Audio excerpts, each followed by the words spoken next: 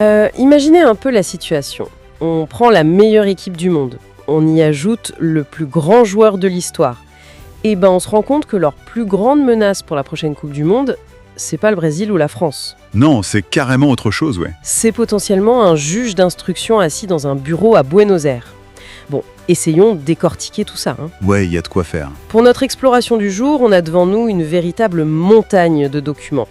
On parle de profils sportifs hyper pointus, des analyses tactiques détaillées, l'annonce du nouveau maillot officiel de l'Argentine et surtout, et on y viendra, un rapport d'investigation explosif sur un scandale institutionnel en coulisses. C'est vraiment un dossier lourd, ouais. Exactement. Du coup, la mission de cette analyse approfondie pour notre public aujourd'hui, c'est de comprendre si l'Albi Céleste peut réellement réaliser un doublé historique en 2026.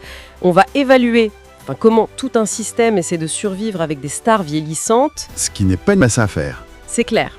Et surtout, on va essayer de démêler cette énorme crise hors du terrain qui pourrait tout faire dérailler avant même le coup d'envoi du tournoi. Tu sais, c'est un puzzle où chaque pièce influence les autres. On peut pas juste isoler la tactique sur le gazon de la pression psychologique qui pèse sur ce pays, quoi. Ouais, tout est lié. Et on peut pas non plus séparer les ambitions purement sportives des menaces administratives qui planent au-dessus de leur tête. Justement, commençons par cette pression culturelle. En lisant nos sources, ce qui saute aux yeux, c'est le lien direct, quasi viscéral, entre l'histoire argentine et leur façon de jouer au foot. Tout à fait. Le dossier parle beaucoup du tango, par exemple, et pas juste comme une danse pour les touristes, c'est présenté comme une vraie clé de lecture de leur identité. Ouais, c'est une expression de tension, tu vois. Voilà, une passion mêlée à une douleur viscérale qui vient vraiment des quartiers populaires du 19e siècle. Et quand on regarde l'équipe nationale jouer, on ressent cette nécessité presque dramatique de souffrir pour arracher la victoire. C'est exactement ça. Cette culture, elle infuse littéralement la vie du vestiaire au quotidien. Nos documents soulignent aussi un autre truc hyper important, le maté. Ah oui, la fameuse boisson. Ouais, mais au-delà d'être juste une boisson blindée de caféine, c'est le rituel qui compte vraiment.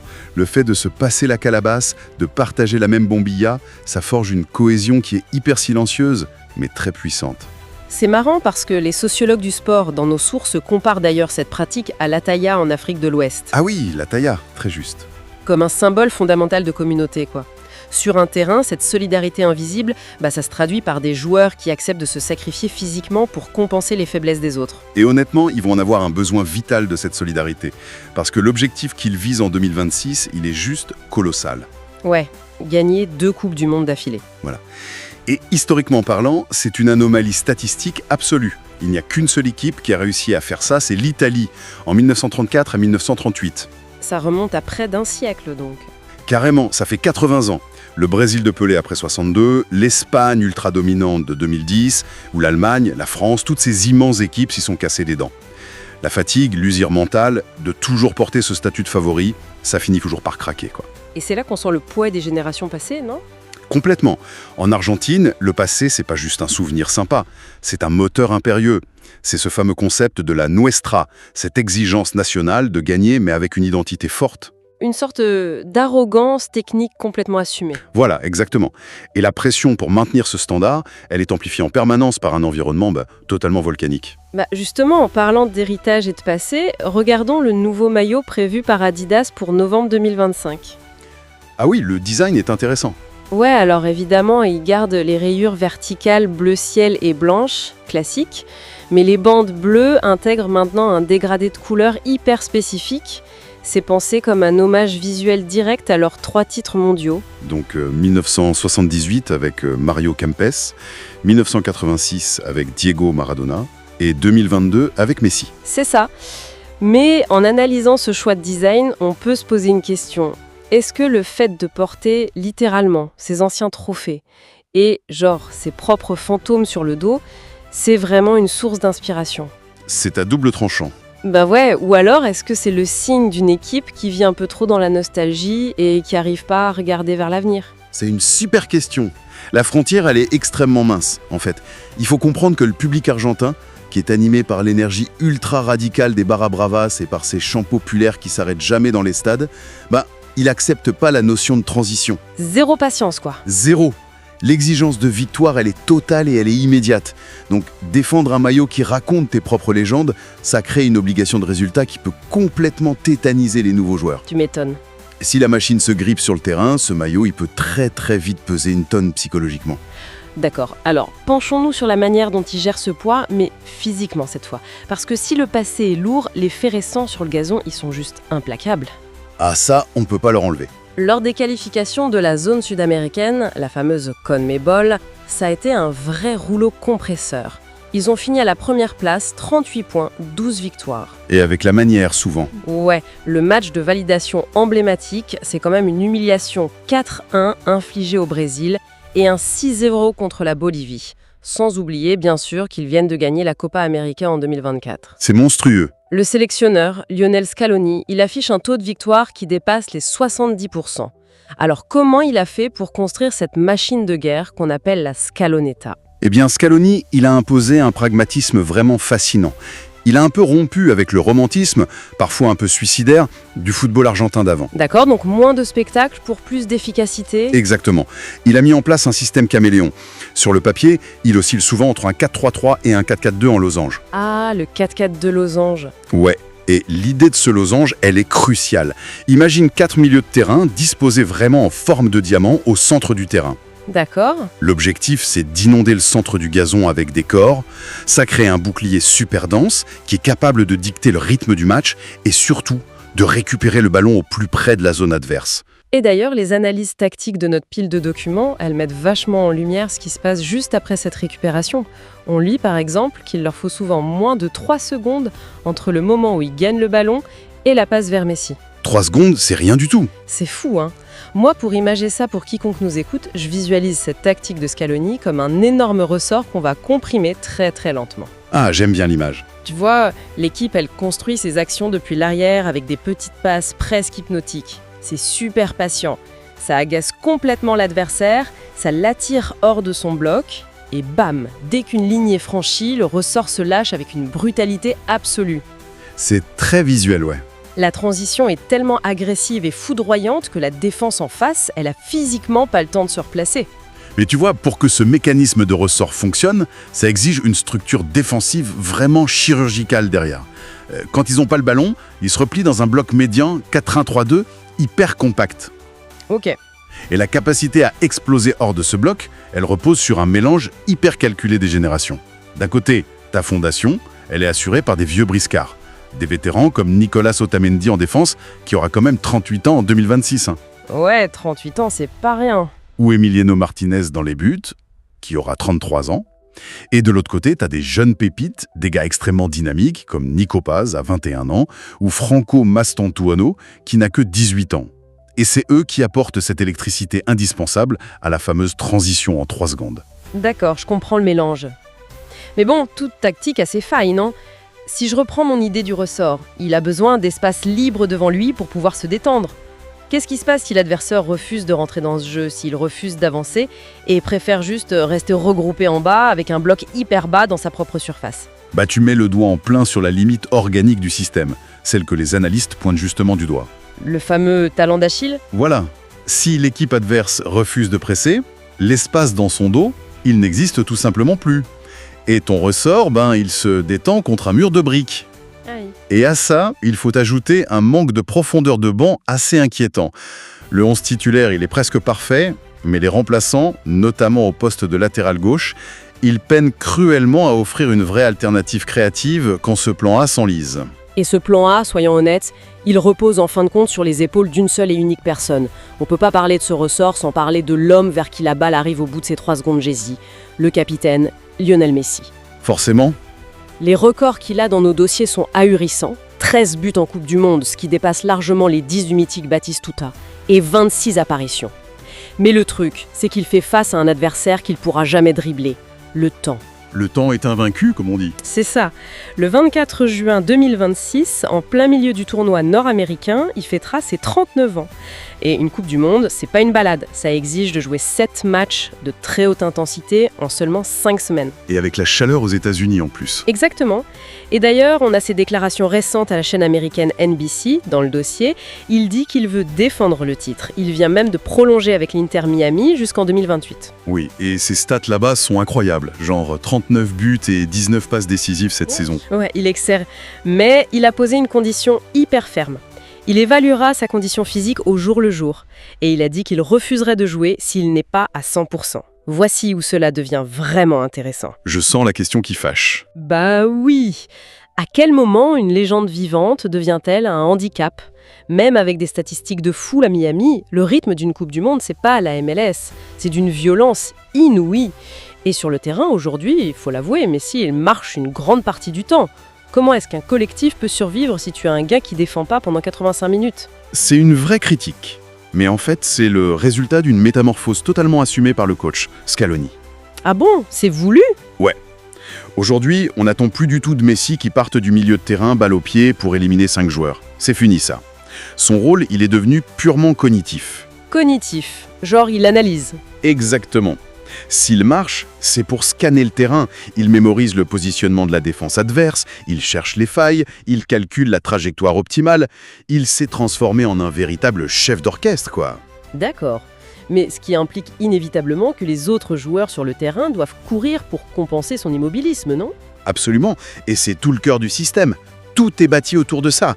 Des gars comme Julián Álvarez ou Rodrigo de Paul, ils assument une charge physique qui est colossale. Ce fameux losange au milieu dont on parlait. Oui, le diamant. Mais il sert précisément de bouclier protecteur. Ils font le pressing pour lui, ils absorbent tous les chocs physiques. Tout ça, c'est pour permettre au capitaine d'économiser chaque once d'oxygène. L'idée, c'est qu'il soit 100% lucide pour délivrer la passe parfaite en 3 secondes. C'est hyper audacieux. Mais la faille est évidente, on va pas se mentir. L'équipe est viscéralement, totalement dépendante de ce cerveau. Si Messi se blesse ou même si la fatigue annule sa lucidité, il n'y a aucun plan B. C'est l'édifice tactique entier qui menace de s'effondrer. Ce qui nous amène directement à regarder le calendrier et plus précisément ceux qui ont pour mission de faire s'effondrer cet édifice tactique. Les fameux adversaires de 2026. Voilà. En supposant que le chef d'orchestre soit en forme, le tirage au sort les a placés dans le groupe J. Alors le 16 juin, ils affronteront l'Algérie à Kansas City. Une équipe hyper solide menée par Riyad Mahrez. Très technique, l'Algérie. Ensuite, le 22 juin, contre l'Autriche à Dallas. Et le 27 juin, contre la Jordanie, toujours à Dallas. Sur le papier, franchement, le groupe semble gérable pour les champions en titre, mais en lisant nos notes tactiques, j'ai l'impression que le style de l'Autriche, c'est vraiment le vrai test du groupe.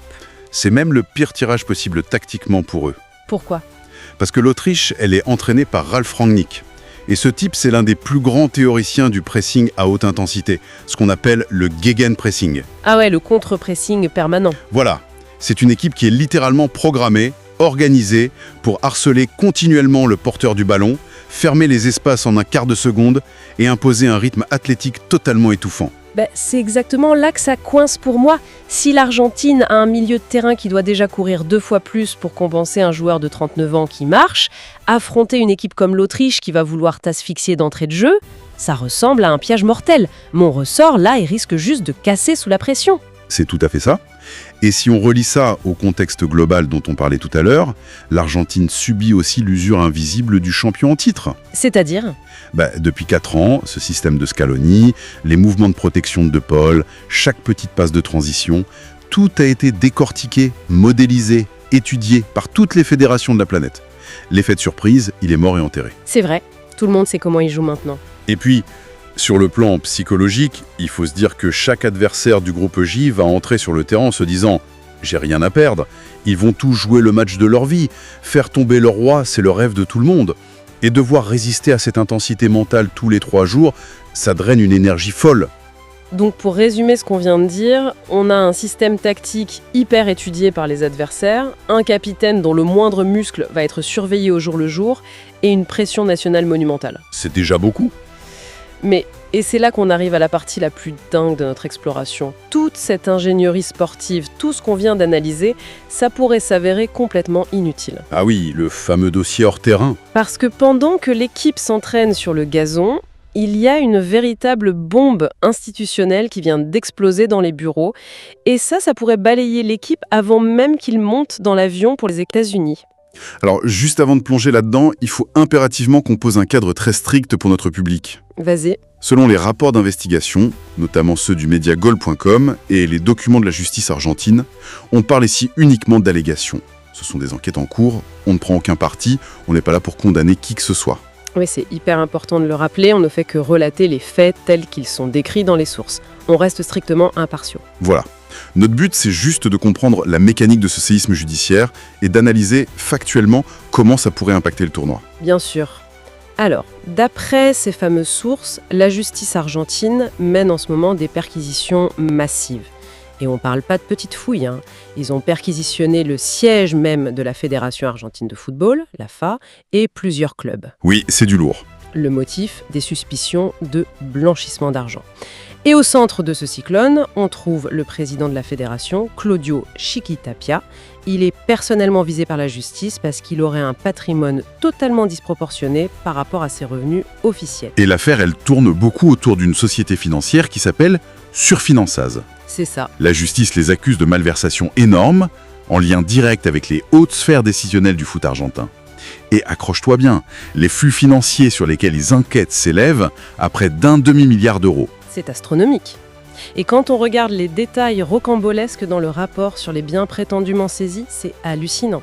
Les enquêteurs parlent de la découverte d'un domaine de 10 hectares. Il y a 10 hectares. Ouais, et c'est pas juste une grande maison. Il y a un héliport privé, un haras pour chevaux de course, et ils auraient trouvé une collection de plus de 50 véhicules de collection et de luxe, le tout caché via un réseau de prête-noms. 50 voitures ? Ah ouais, c'est quand même un sacré défi logistique de cacher 50 bagnoles de sport quand t'es juste dirigeant d'une fédération sportive. C'est clair. Mais bon, la vraie question pour nous aujourd'hui, c'est pas de savoir comment il a garé ses voitures. C'est la menace sportive directe que cette enquête fait peser sur la Coupe du Monde. Parce que le danger, il vient directement de la FIFA en fait. Comment ça ? L'instance mondiale du football a des règles hyper strictes, d'une rigidité implacable sur l'indépendance de ses fédérations membres. Il y a une règle qui interdit formellement toute ingérence des pouvoirs publics, quels qu'ils soient, dans le fonctionnement d'une fédération. Attends. T'es en train de me dire que la FIFA interdit à la justice souveraine d'un pays d'enquêter sur des délits pénaux massifs commis sur son propre territoire ? Ça soulève une question importante et c'est tout le paradoxe juridique de ce dossier. L'intention de la FIFA à la base, c'est de protéger le sport, tu vois, éviter les chantages politiques ou les petits coups d'état administratifs. Ok, vu comme ça se tient. Sauf que la ligne entre une intervention légitime de la police pour arrêter un réseau de blanchiment et ce que la FIFA qualifie de violation d'autonomie, elle est super floue. Si la justice argentine va trop loin, par exemple, si elle révoque Tapia de la présidence ou qu'elle impose une administration provisoire pour faire le ménage... Ce qui serait logique dans une enquête de cette ampleur. Oui, mais si elle fait ça, la FIFA a le pouvoir strict et absolu d'exclure purement et simplement l'Argentine de la Coupe du Monde 2026, du jour au lendemain. Mais c'est un truc de fou. Moi, ça me fait penser à une écurie de Formule 1. Imagine, t'as une écurie qui a passé des années à construire la voiture parfaite, à entraîner le meilleur pilote du monde pour gagner le grand championnat. Ouais. Mais juste avant la course, la police débarque au garage, arrête le propriétaire de l'écurie et confisque la voiture pour fraude fiscale. Le pilote a beau être un génie absolu, si le propriétaire s'est fait choper, la voiture reste au garage et le championnat est fini avant même d'avoir commencé. C'est une excellente analogie. Si la FIFA applique son règlement à la lettre, cette équipe championne en titre, elle passera même pas la douane américaine. C'est complètement dingue de réaliser ça. Et ça expose une friction historique vraiment fascinante entre deux mondes. D'un côté, t'as les lois souveraines d'une nation qui essaie de nettoyer la corruption financière, et de l'autre, t'as une institution privée mondiale, la FIFA, qui exige une autonomie absolue, même si, indirectement, ça finit par protéger un système potentiellement pourri. Et au milieu de ce bras de fer géopolitique, t'as un vestiaire rempli de joueurs pris en otage. À quel point le succès d'un groupe opérationnel sur le terrain dépend intimement de l'intégrité de la direction en coulisses. c'est clair. Ça prouve que la grandeur sur le terrain, ça peut pas survivre très longtemps s'il n'y a pas d'intégrité hors du terrain. Sans une fondation éthique et administrative solide, la performance sportive finit toujours par s'effondrer sous son propre poids. Et pour récapituler ce qu'on a vu aujourd'hui, pour les auditeurs qui cherchent à comprendre les vrais enjeux, l'Argentine, sportivement, c'est une équipe au sommet absolu de son art tactique. C'est une machine redoutable, portée par des jeunes prêts à tout pour un vétéran qui défie le temps. Tactiquement, ils sont prêts. Mais la réalité, c'est qu'ils marchent sur un fil hyper tendu au-dessus d'un gouffre politico-financier gigantesque. C'est le résumé parfait de la situation. Ce qui m'amène à une réflexion finale. Pour notre public, on aime bien faire cogiter un peu à la fin. Et si le pire scénario possible se réalisait ? Aïe. Imaginons, la justice va au bout, la FIFA dégaine sa sanction suprême pour ingérence et l'Argentine est formellement exclue par la FIFA juste avant le début du tournoi en 2026. Ce serait un choc sismique pour le monde du sport. Totalement. Ça priverait toute cette génération dorée de sa dernière danse. Ça détruirait l'héritage de Messi. Mais, et si paradoxalement, c'était l'inverse ? Comment ça ? Si l'Argentine est exclue sur tapis vert, ça veut dire qu'aucune nation ne les a battus sur l'herbe. Est-ce que cette exclusion administrative, au lieu de détruire leur légende, ne finirait pas par les figer éternellement dans le mythe ? Ah, je vois. Les champions invincibles que personne n'a jamais pu battre sur le gazon vert en 2026, seule une décision de tribunal a pu les arrêter. Je laisse tout le monde méditer là-dessus.